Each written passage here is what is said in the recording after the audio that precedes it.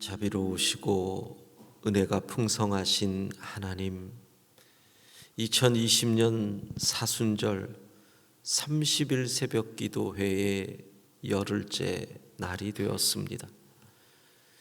오늘도 하루를 시작하며 주님의 도움 없이는 살 수 없기에 주님을 찾습니다. 하지만 주님, 우리가 주님을 찾는 것보다 주님이 우리를 더 찾으신다는 것을 다시 생각합니다.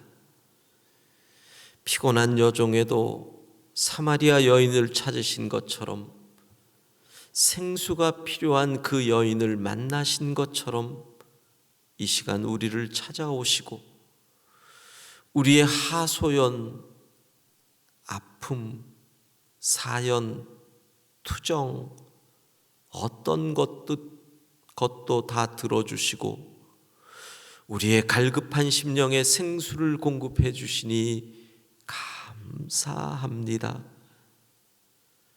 우리에게 교회를 주신 하나님, 온라인으로 가정에서 예배드림이 3주가 지났습니다. 교회를 생각하면 그리움이 사무치고 교회에서 함께 모여 예배드리지 못해 많은 안타까움이 있습니다. 그러나 3주가 지나고 네 번째 주일을 앞에 두면서 조금씩 이 상황에 적응을 하는 우리를 보게 됩니다. 온라인 예배에 익숙해짐으로 인하여 모여 함께 드리는 그 감격과 그 영광을 잊어버리지 않게 하옵소서. 남편이 주일 예배에 나오는 것이 이제 겨우 정착이 되었는데 이번 일로 도루묵될까 봐 걱정된다던 어느 집사님의 염려를 기억합니다. 그날이 가까움을 볼수록 모이기에 힘쓰라는 히브리서의 말씀을 기억합니다. 하나님, 찬양대석에서 함께 하나님을 찬양하던 그 순간이 그립습니다. 셀 식구들과 말씀을 나누며 같이 울고 같이 웃던 그 시간을 기억합니다. 중보기도실에서 다시 부르짖기를 원합니다. 주일마다 기도실에서 모여 예배를 위해 기도하던 은퇴 권사님들의 눈물의 기도가 생각이 납니다. 하나님 아버지, 함께 모여 떡과 포도주를 나누며 주의 죽으심을 기념하던 성찬의 은혜를 잊지 말게 하옵소서. 다시 모여 온몸과 마음으로 하나님을 찬양하고 서로가 서로를 격려하고 위로하며 한 마음으로 하나님을 예배할 날을 사모하며 기대합니다. 속히 그날을 우리에게 허락하여 주옵소서. 30일 동안 우리가 새벽을 깨우며 주의 말씀을 기대합니다. 오늘도 우리에게 말씀하여 주시고 말씀을 듣는 중에 이 길을 선택해야지, 이 고백이 저절로 입에서 나오게 하여 주옵소서. 2020년 3월 19일 사순절 30일 새벽기도 열흘째 날 하루를 이렇게 시작합니다.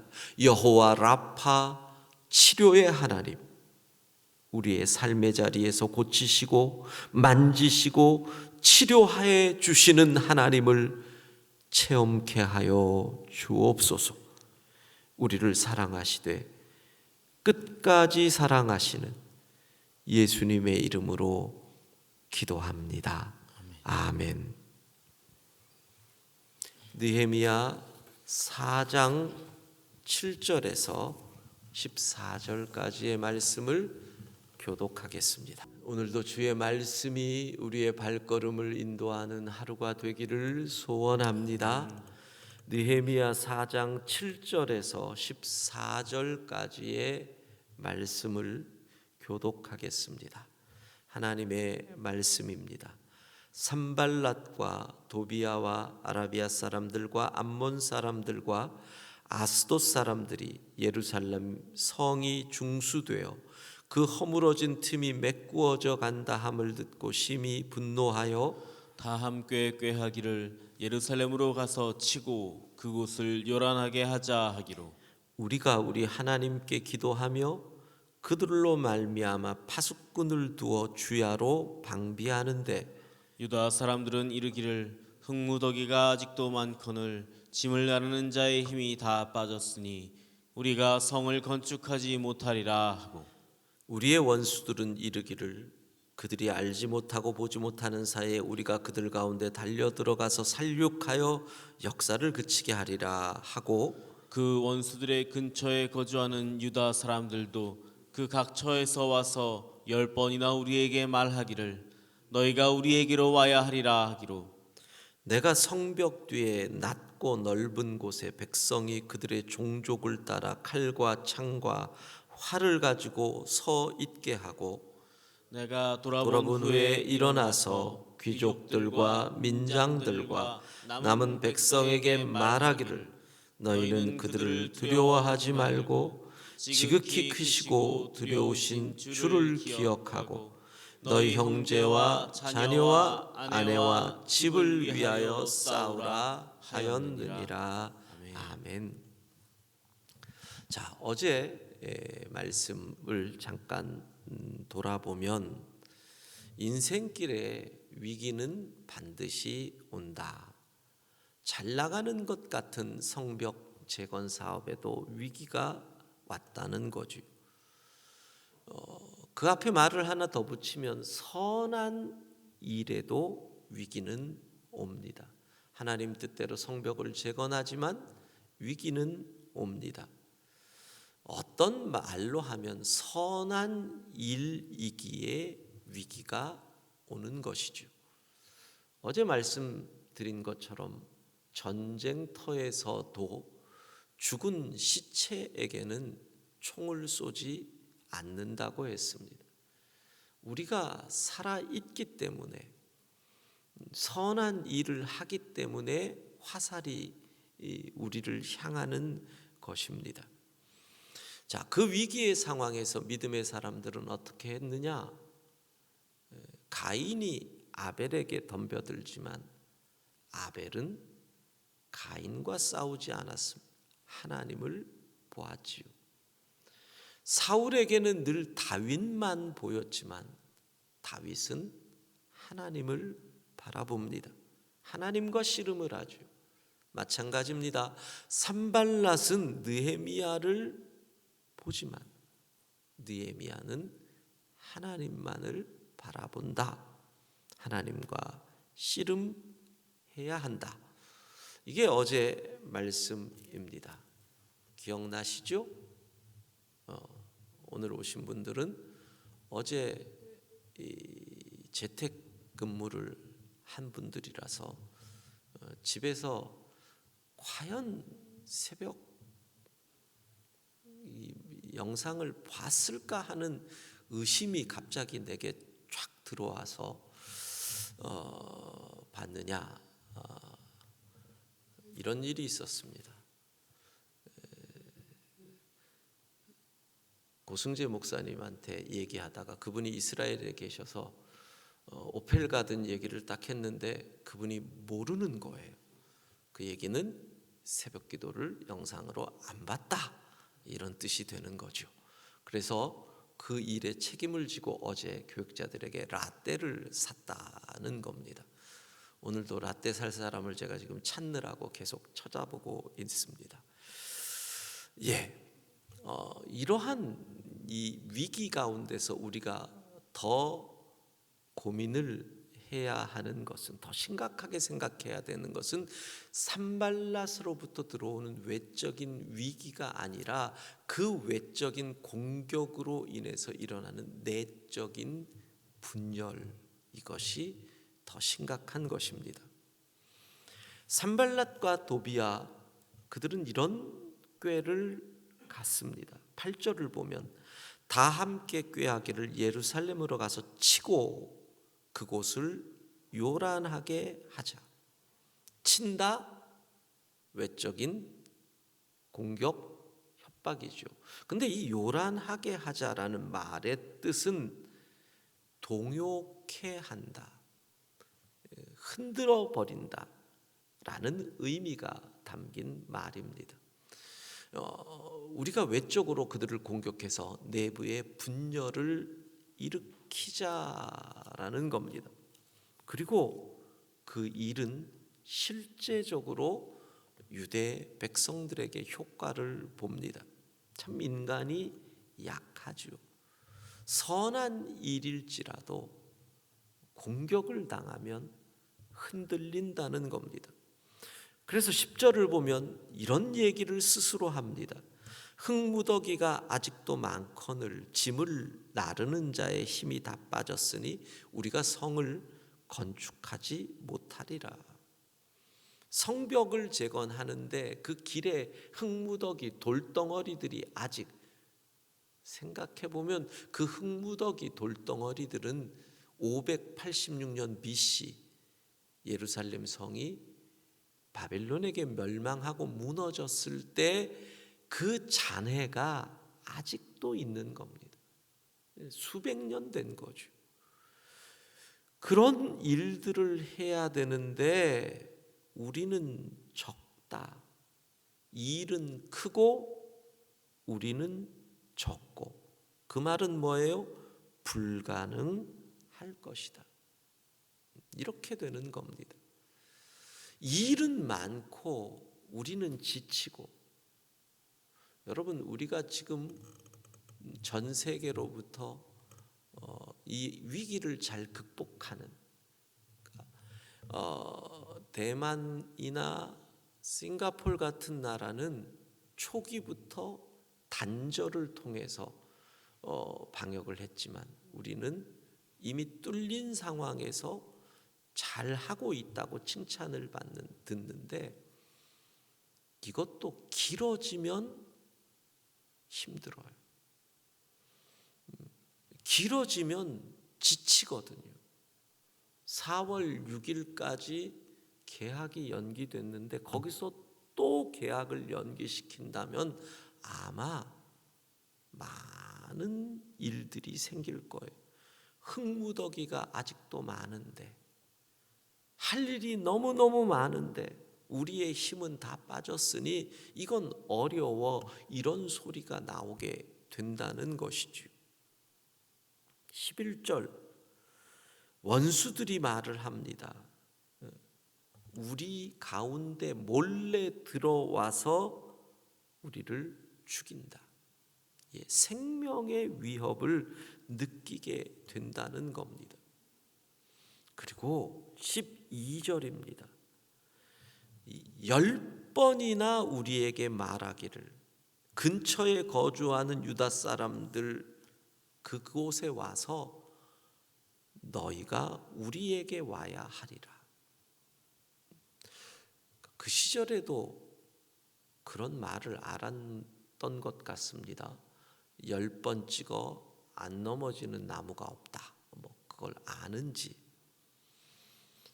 저는 이 산발란 무리를 볼 때 그들이 하는 말은 꼭 북한 같고 그들이 하는 짓은 꼭 신천지 같다, 이런 생각이 듭니다. 얼마나 집요합니까? 계속 말을 합니다. 여러분, 옆에서 아는 이웃이 끊임없이 부정적인 말을 해보세요. 그만해, 안 될 거야. 야, 거기 있다 죽는다, 포기해라. 너 돈도 잃고 건강도 잃고 망하는 거야. 만날 때마다 그런 말을 해보세요. 살려면 항복해라. 다 같이 살 길이 멈추는 거야. 너희가 지금 느헤미야에게 속고 있어. 우리 편이 되어야 해. 참 견디기가 어렵습니다. 지금 그런 상황입니다. 생명의 위협을 느끼고 육체적으로 지치고 있고 옆에 거하는 사람들은 끊임없이 그러지 말라고 말하고, 어떻게 해야 됩니까? 여러분, 그렇습니다. 여기서 방법은 다른 게 없습니다. 느헤미야 어떻게 합니까? 9절 우리가 우리 하나님께 기도하며. 기도 외에는 방법이 없는 줄로 믿습니다. 믿습니다. 그러는 거는 아멘 하라고 그러는 거. 여러분의 아멘 소리가 지금 방에서 졸음이 올 듯 말 듯 하며 영상을 보는 성도들을 깨우게 된다니까요. 할렐루야. 예, 아멘 소리가 이렇게 나와야 되는데 아멘을 안 하고 그러면 잠을 깨우기 위해서 입을 벌리고 소금물을 뿌리는 수가 있다는 것을 기억하시고 함께 기도하며. 사실 근데 우리가 할 말이 그거밖에 없어요. 기도합시다. 어떤 분은 그래요. 목사님은 기도하자는 말밖에 없어요. 근데 그것뿐이거든요. 우리가 무엇이 있습니까? 예루살렘 성벽을 재건하는 유대인들이 뭐가 있습니까? 힘이 있습니까? 능이 있습니까? 재산도 없고 지식도 없고 도와줄 이도 없고 길도 없습니다. 그러나 그들이나 우리나 오직 하나님 한 분 있는 줄로 믿습니다. 하나님이 계신다는 거예요. 여러분, 그 하나님이 우리의 힘이시고 그 하나님이 능력이시고 하나님이 재산이고 하나님이 지식이고 하나님이 도와줄 분이시고 하나님이 길이시기에 그래서 기도해야 하는 줄로 믿습니다. 기도하는 겁니다. 기도. 그런데 느헤미야를 읽으면 하나님을 향한 독특한 표현이 나옵니다. 하나님을 부를 때 느헤미야는 하늘의 하나님이라고 부릅니다. 느헤미야서에 하늘이라는 단어가 10번 나오는데 그 중에 4번이 하늘의 하나님. 성경에 하늘의 하나님이라고 하나님 앞에 하늘이라는 칭호를 붙이는 것이 18번이 나옵니다. 신약에는 요한계시록에만 2번이 나오고 구약에 16번이 나오는데 하늘의 하나님이라는 것이 에스라서에 6번이 나오고 느헤미야에 4번이 나오고 다니엘에 2번이 나옵니다. 이해가 되시죠? 그러니까 에스라, 느헤미야, 다니엘 다 포로기. 그래서 에스라서에서 하늘의 하나님을 부른 것을 보니까 고레스 왕이 하늘의 하나님이라 그러고 아닥사스다 왕이 하늘의 하나님이라고 부릅니다. 아마도 이 페르시아 사람들이 하나님을 부를 때 하늘의 하나님 그랬던 것 같습니다. 그러니 느헤미야도 그렇게 불렀던 것이 아닌가. 16번 가운데 12번입니다. 창세기에 2번 나오고 시편에 1번, 요나서에 또 1번. 그렇게 하늘의 하나님이 나옵니다. 그런데 조금 더 우리는 거기서 더 들어가 봐야 됩니다. 왜냐하면 느헤미야에게 있어서 하나님은 정말 하늘의 하나님이셨거든요. 자, 4장 7절을 보면 4 지역이 나옵니다. 산발랏, 사마리아지요. 사마리아는 예루살렘의 북쪽입니다. 도비야, 암몬이죠. 암몬은 동쪽입니다. 아라비아는 남쪽이고 아스돗은 서쪽입니다. 동서남북이 막힙니다. 느헤미야가 바라볼 곳은 하늘밖에 없었습니다. 그리고 느헤미야는, 다니엘은, 에스라는 이미 포로로 잡혀간 상황에서 사방이 포위된 경험을 했습니다. 수산궁에서 사방이 막힌 곳에서 느헤미야는 하늘을 바라본 겁니다. 다니엘 하루 3번 기도할 때 사방에 감시자로 둘러싸여 있을 때 그는 하늘을 바라본 겁니다. 사랑하는 성도 여러분, 사방이 꽉 막혀도 하늘이 열려 있는 줄로 믿습니다. 그것이 우리의 방법이고 그것이 우리의 길입니다. 하늘의 하나님을 부르십시오. 하늘의 하나님을 바라보십시오. 하늘의 하나님을 붙잡으십시오. 그곳에서 길이 열리고 그 하나님이 우리를 살려 주실 것입니다. 오늘도 하늘의 하나님을 붙잡고 나아가는 하루가 될 수 있기를 소원합니다.